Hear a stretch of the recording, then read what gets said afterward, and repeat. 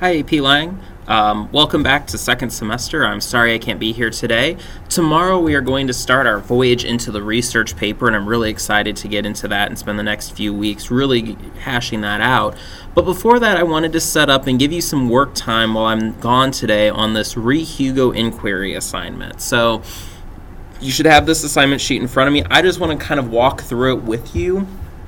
Just take a few minutes of your time here and then have the rest of the time for you to start deciding and kind of planning the attack for how you want to accomplish this assignment.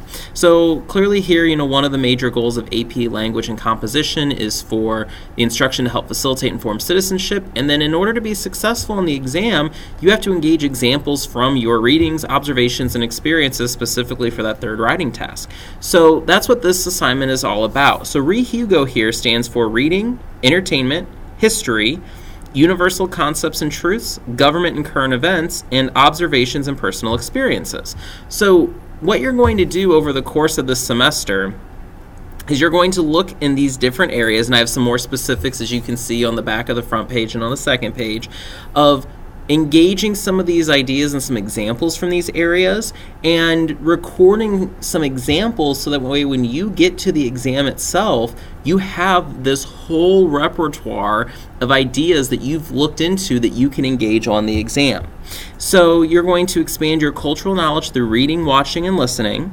So what you're going to do is these categories are a little substantial. You're going to have to take some time, and I want you to choose texts that interest you, because when you're writing, there's nothing worse than writing about something you don't care about, and so I want you to really do that. So for this project, beginning next Friday the 18th, 2 entries from each of the sections below are due, and then 2 more are going to be due every other Friday, obviously with the exception of the Friday of spring break, which one of these would actually fall on, so we'll bump that a week. Through the end of May 3rd, you're going to turn 2 entries in every other Friday, which is going to give you 14 different examples in your repertoire leading into the AP exam.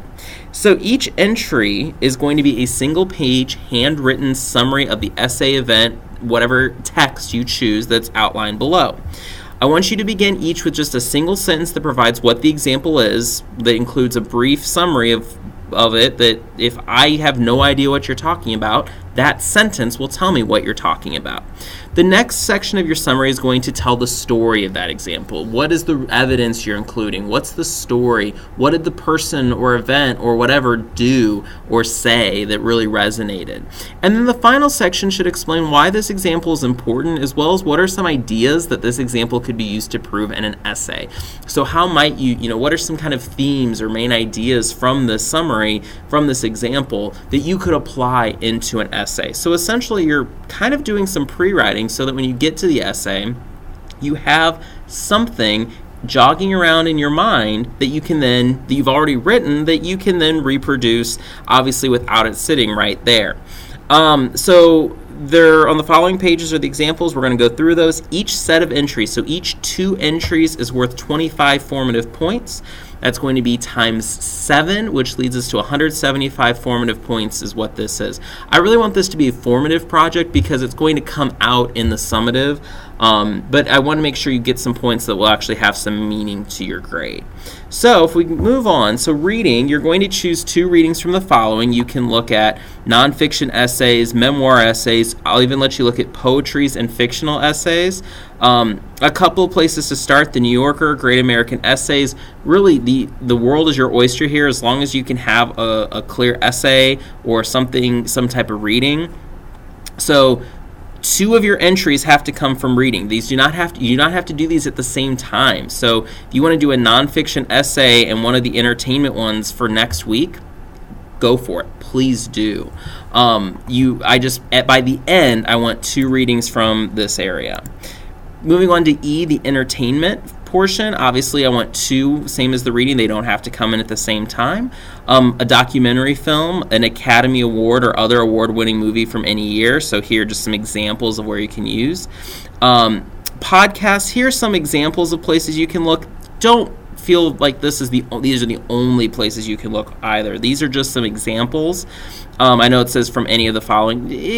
As long as it's a podcast that has something in it of value, and then visit a museum or some art gallery or something, and write about something that resonated with you from that visit. So 2 of these, and obviously if you wanted 2 documentary films or 2 Academy Award winning films or whatever, that's fine. I just want 2 from this area.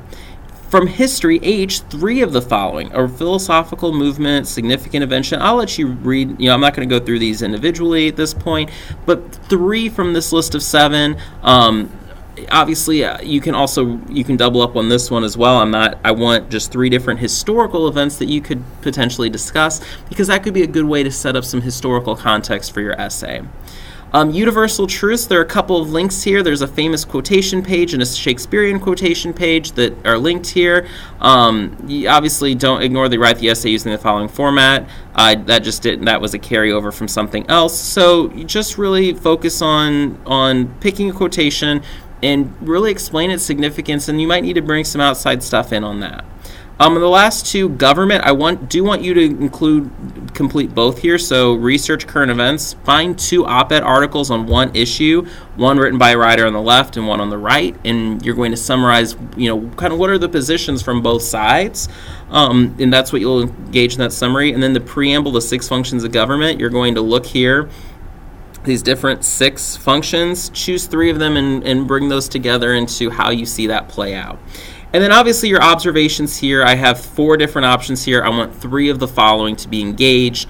This is your personal experience kind of too, but really focusing in on your observations. So by the end, you're going to have 14 different examples. It averages out to about an example a week. So I would really encourage you to not put this off.